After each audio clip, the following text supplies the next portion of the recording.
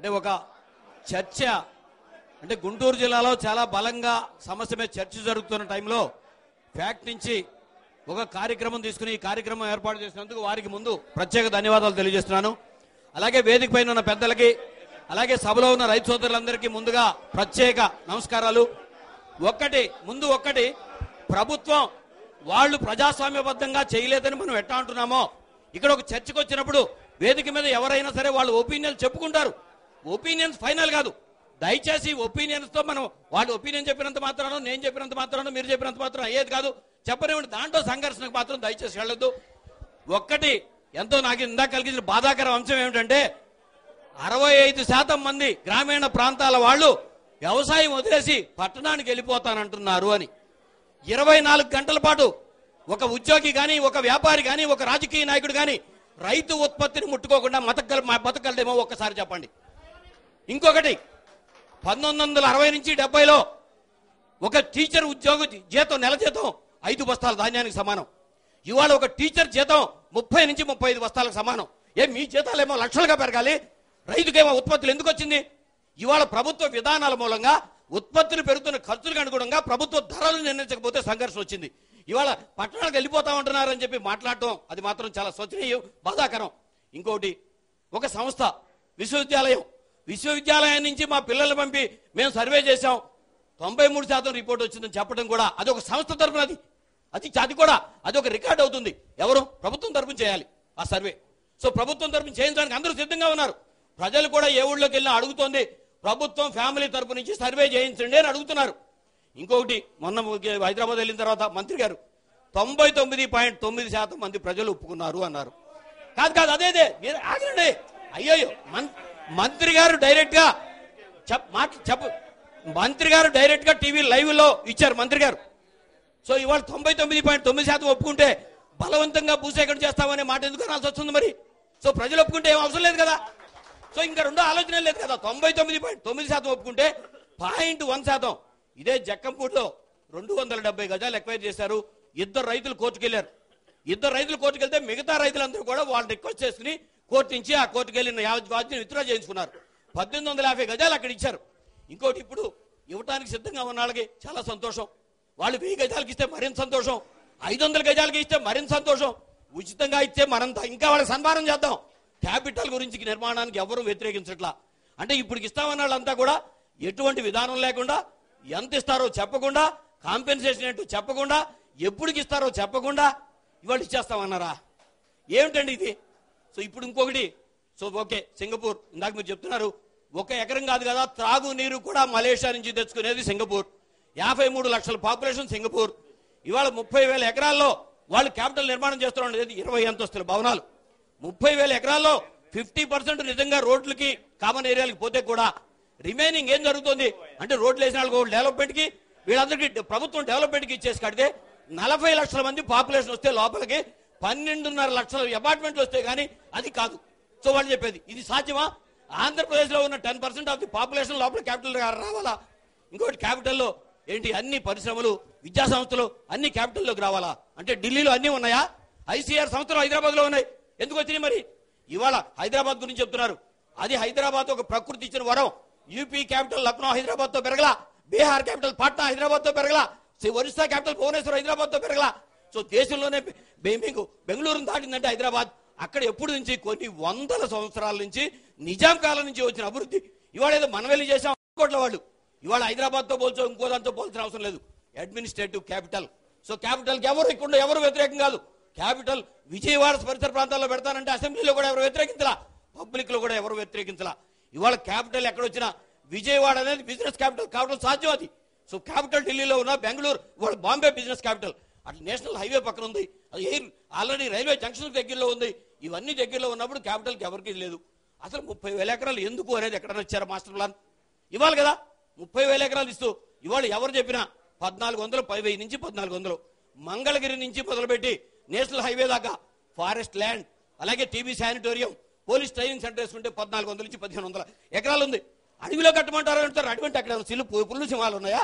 So అట్లాగే తాడేపల్లి దగ్గర ఉన్న అడవి ఫారెస్ట్ ల్యాండ్. అంతేగాని 1,00,000 ఎకరాలు డీనోటిఫై చేస్తూ కేంద్రం ఇచ్చింది. ఇది ఇచ్చినప్పుడు ఇంకోటి కూడా ఇందాక ల్యాండ్ ఎక్విజిషన్ గురించి మనం మాట్లాడుతున్నాం. ఇక్కడ ల్యాండ్ ఎక్విజిషన్ పూలింగ్ అనేది కాదు అసలు. చట్టంలోనే దాంట్లోనే మళ్ళీ రీహాబిలిటేషన్ అండ్ రీసెటిల్మెంట్.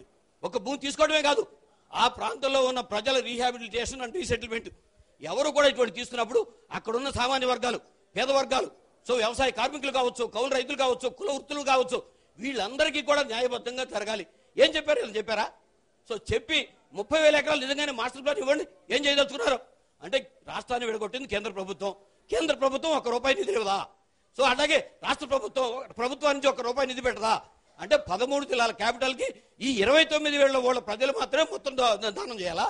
సో మొత్తం డెవలప్మెంట్కి ఇచ్చి వాళ్ళకి 50-50 ఇచ్చి కట్టిస్తాం అనేది మాత్రం తప్పు.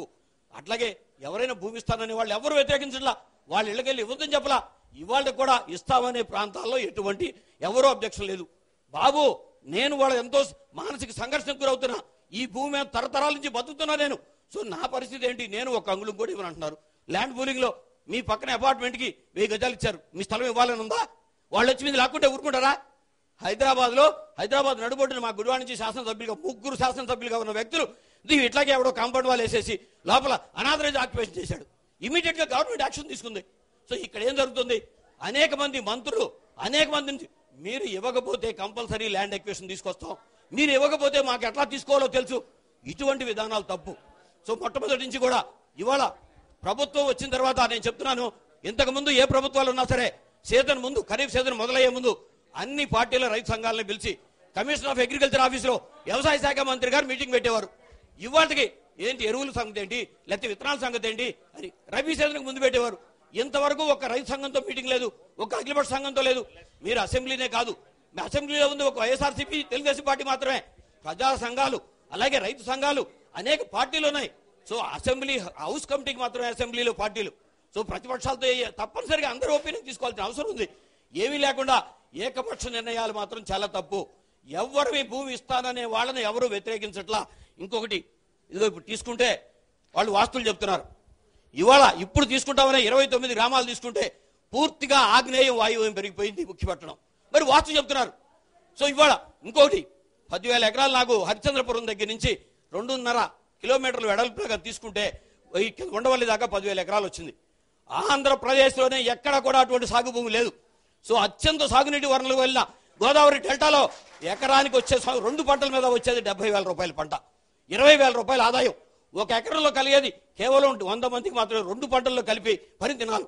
అదే ఇక్కడికి వచ్చేటప్పటికి ₹3 లక్షల పంట. అది లాభం అనేది కాదు, పబ్లిక్ వస్తుంది. ఆదాయం సంగతి కాదు నేను చెప్తున్నా, అసలు ముందు పంట సంగతి చెప్తున్నా. 350 మంది పని దినాలు ఎకరానికి. సో వాళ్ళు అడుగుతున్న దాంట్లో మేము ఈ గ్రామాలు ఇవ్వంటున్నాం. అది కూడా నేను వదిలిపెట్టాల్సిన పనే ఉంది.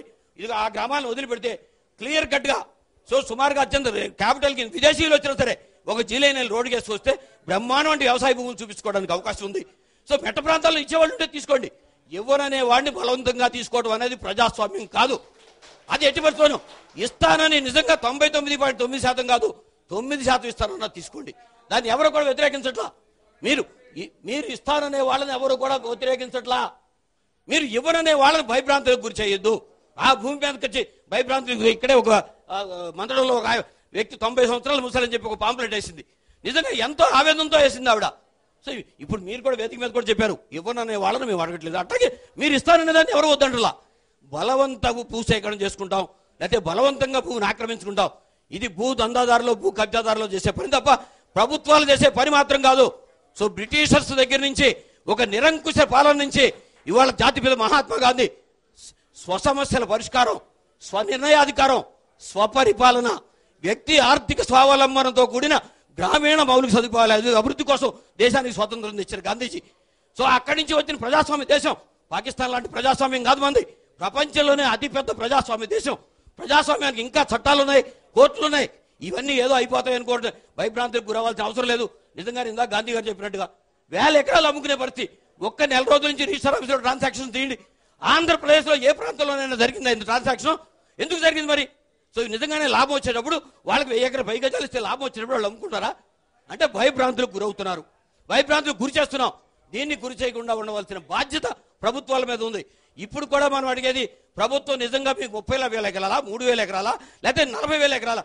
రెండో స్టెప్ లో మళ్ళీ 15,000 ఎకరాలు అంటున్నారు. ఆ తర్వాత ఇంకో 15,000 ఎకరాలు అంటున్నారు. దేనికి? సో మీరు ఏం చేయబోతున్నారు? అంటే ఆంధ్రప్రదేశ్లో ఉన్న అన్ని వ్యవసాయ పరిశోధన సంస్థలు అన్ని తీసుకొచ్చి ఇక్కడే పెడతారా? ఇవ్వండి మాస్టర్ ప్లాన్. అప్పుడు మాస్టర్ ప్లాన్ ఇచ్చి అప్పుడు ప్రజల నుంచి మీ ఒపీనియన్ అడగండి. మనం అడుగుతుంది ఒకటే, మీరు ఏం చేయబోతున్నారో మాస్టర్ ప్లాన్ ఇచ్చి, మీరు ఏ రకంగా కాంపెన్సేషన్ ఇవ్వబోతున్నారో మాస్టర్ ప్లాన్ ఇచ్చి, అది కౌలు రైతుకి, వ్యవసాయ కార్మికుడికి, కుల వృత్తుల వాళ్ళకు కూడా మీరు ఏం చేయబోతున్నారో కాంపెన్సేషన్ ప్రకటించి అప్పుడు మీరు ప్రజా ఒపీనియన్ రండి.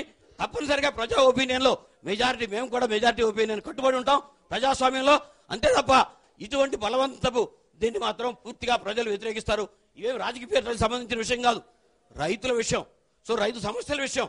దాన్ని దయచేసి ప్రతి ఒక్కరు కూడా, ఇంకోటి కూడా చెప్తున్నాను, నేను ఎంఎస్సీ అగ్రికల్చర్ చదువుకుని జిల్లా స్థాయి నుంచి జాతీయ స్థాయి దాకా ఎన్నో అవార్డులు అందుకున్నా ఉత్తమ రైతుగా.